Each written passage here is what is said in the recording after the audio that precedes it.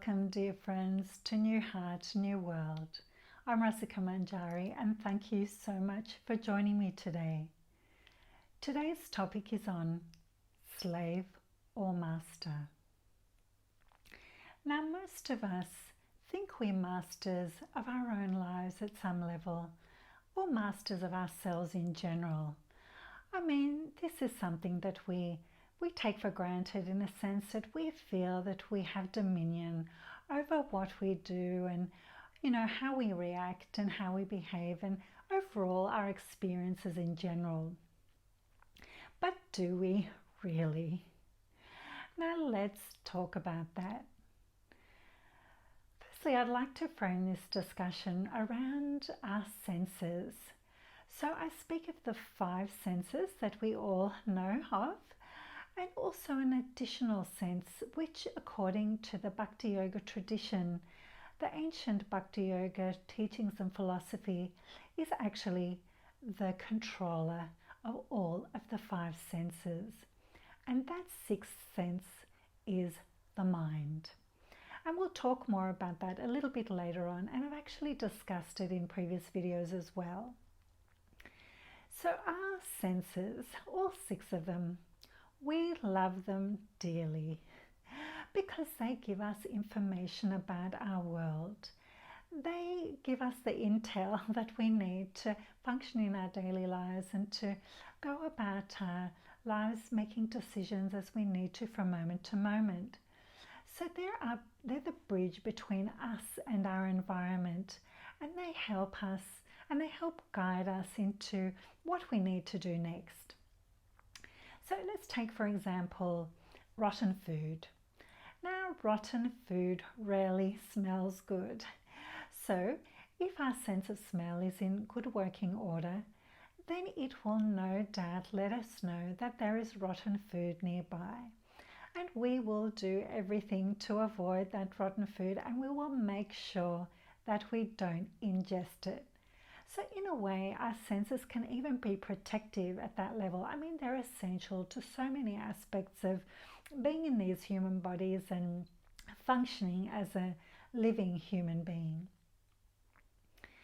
Now, we also have sensory experiences that are pleasing. So, for example, a bunch of flowers. Now, a fragrant bunch of flowers would be something very enticing to most of us, and we would be very pleased to engage with smelling these flowers. So in that sense, there are some sensory experiences that are more pleasurable than others. So the thing is, with our senses, they're constantly in a state of activity.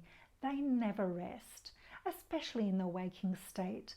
But even when we're sleeping, our senses are never completely tuned out. I mean, that alarm bell, when it rings, if it's loud enough, it will wake us up from the deepest slumber. So we can see here that our sense of hearing is even very active while we're asleep. So because our senses are so instrumental and influential in how they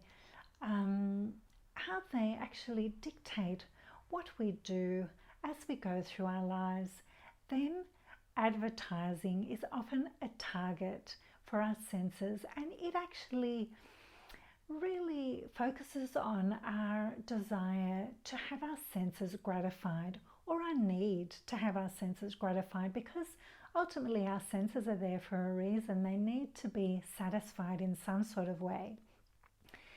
So through advertising, typically we're invited, in the Western world anyway, to indulge our senses. And that is reflective of the modern societal values, where indulging the senses is seen as a very beneficial thing and actually one of the best things you can do with your time. So in that way, we often have voracious appetites, and advertising can have something to do with that. But, we also have a lot to do with the level of desire that we have to have our senses gratified to certain degrees. So this voracious appetite can be for anything that relates to satisfying the senses in a way that they're going to be indulged.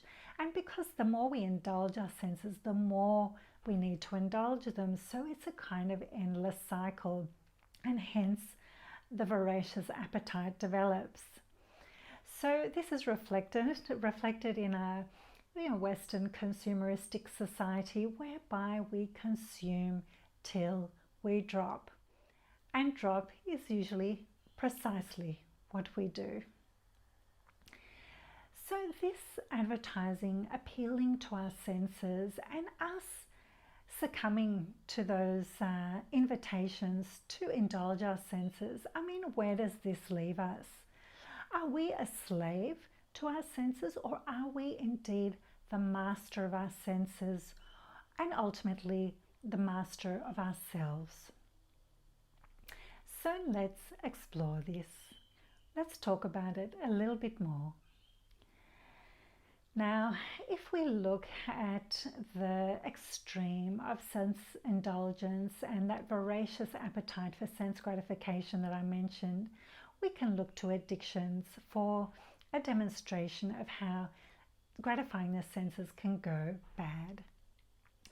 So addictions in any form are an example of extreme unbridled senses, but they can also be expressed in lesser forms, so they don't actually have to go to extremes to be still detrimental to our health. So the modern epidemics of obesity and recreational drug use, sex addiction and gambling, so many other addictions that we find in our modern day society are actually a testament to the negative outcomes of uncontrolled senses. And yes, our senses may be satiated when we engage in these activities, but they may not ultimately be satisfied. And there is a difference. So when our senses are satiated, it's sometimes that we reach a point where, we've had enough. We just don't want any more of that sensory stimuli anymore. But the senses at the same time may not actually be satisfied by the kinds of stimulation they've had. So there is a distinction between having our senses satiated, which can be in the case of in an extreme form of addictions, but they may not be satisfied ultimately. But our senses are designed to be satisfied.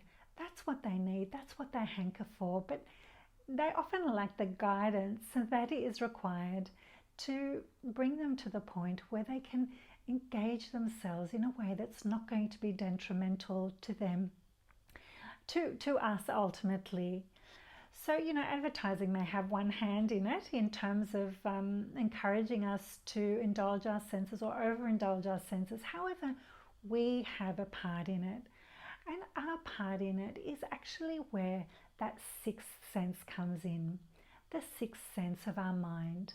Because it is our mind ultimately that is the control center for all of the five senses. So we have to remember, or it pays to understand, that sensory input or sensory experience can leave a lasting and deep impression on the consciousness. So if we take, for example, a smell, now you may come across a certain specific kind of smell or perfume or something that engages the sense of smell in your adult life, for example. And it may take you way back to your childhood and a certain experience that you had at that time and all of the emotions that were associated with it. So we can see how it's just a simple smell or something even familiar to us in our environment can have a powerful effect on how it influences our consciousness and our mind. So this is why it's so important to make sure that our sensory experiences are of the quality that are going to leave good impressions on our consciousness, that are going to be lasting and beneficial for us in the long term and help us evolve our consciousness ultimately. So in this way, we need to be masters of our senses and not slaves to our senses, which advertising encourages. Now, I'm just using advertising as an example, but there are many ways we can be enticed into indulging our senses and hence being a slave to them. Because remember, we spoke about the more that we indulge our senses, the more they need to be indulged. So it's an endless vicious cycle.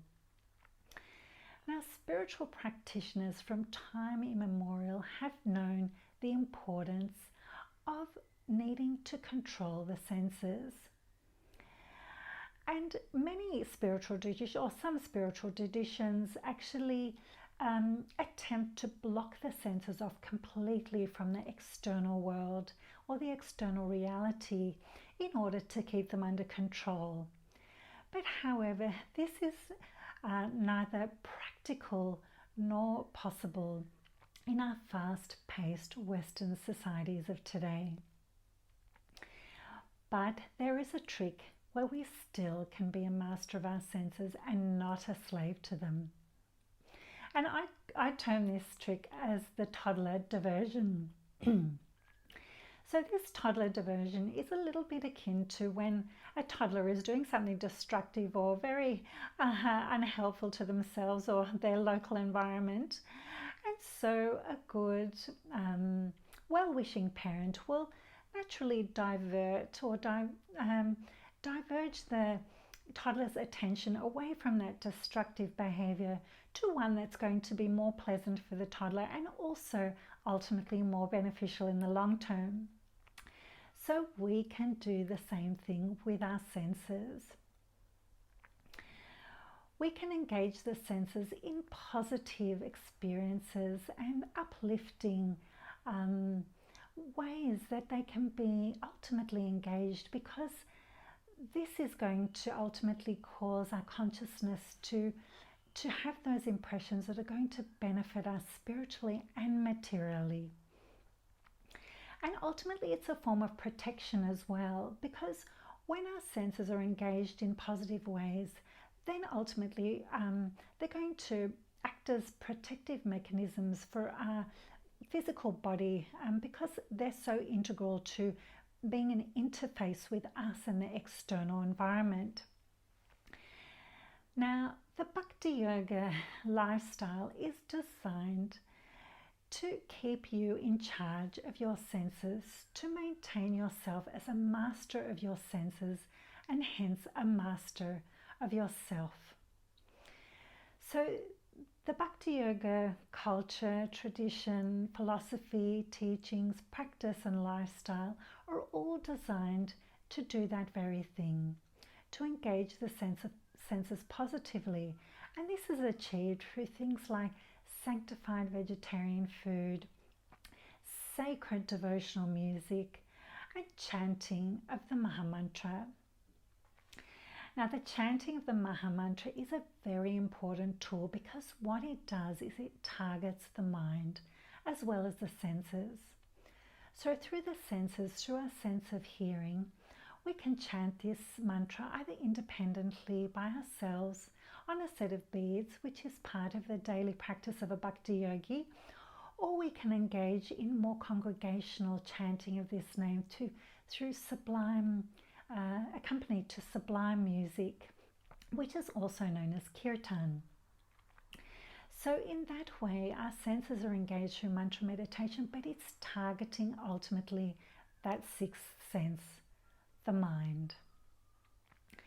Because when we chant the Mahamantra, the mind is ultimately, over time, with repeated and devoted chanting to the sacred holy names of Lord Krishna and his divine feminine counterpart, then we are training the mind to be focused on something that is going to be uplifting and beneficial in the long term. And that is our connection with our own unique individual soul and the supreme divine soul, Krishna, or God, or his infinite other names. So as usual in these videos, we'll chant the Mahamantra together now. Hare Krishna, Krishna Krishna, Hare Hare, Hare Rama, Hare Rama, Rama Rama, Hare Hare.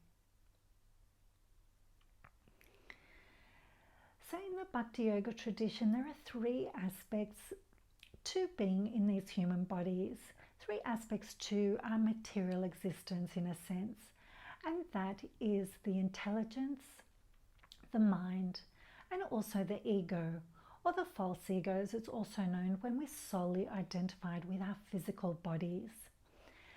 So the way it works is that when our intelligence is informed by higher teachings, such as the ones I'm outlining to you today and from the sacred ancient texts of the Bhakti Yoga tradition, for example, when our intelligence is informed by this, which helps us in our decision making and experiences from moment to moment, then we are actually allowing our intelligence to influence our mind, which is the next level of our physical existence.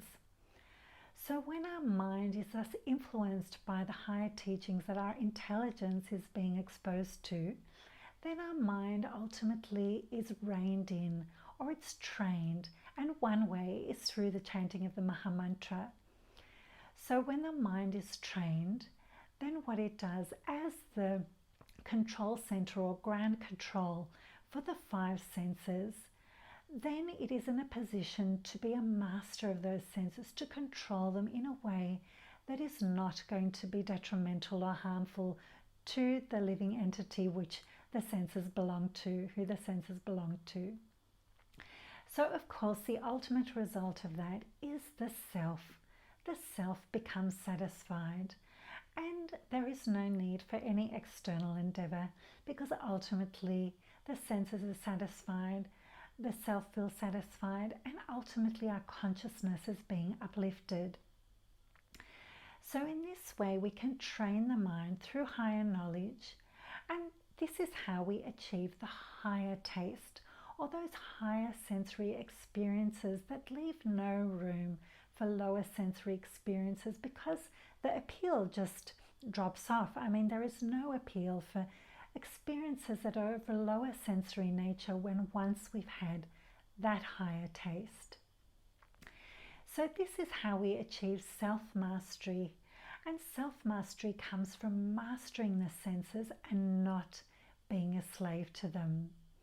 So when we achieve self-mastery, this is when we become who we truly want to be, beings of peace, love, and happiness. Now, if you'd like to know more about Bhakti Yoga or the Maha Mantra, please visit my website at newheart-newworld.com. And don't forget to like, share and subscribe if these videos were good for you. And I invite you to comment, because I would love to hear from you. And I will definitely be back with many more videos on the secrets and not so secrets of Bhakti Yoga. So until the next video, I wish you all well. Bye for now.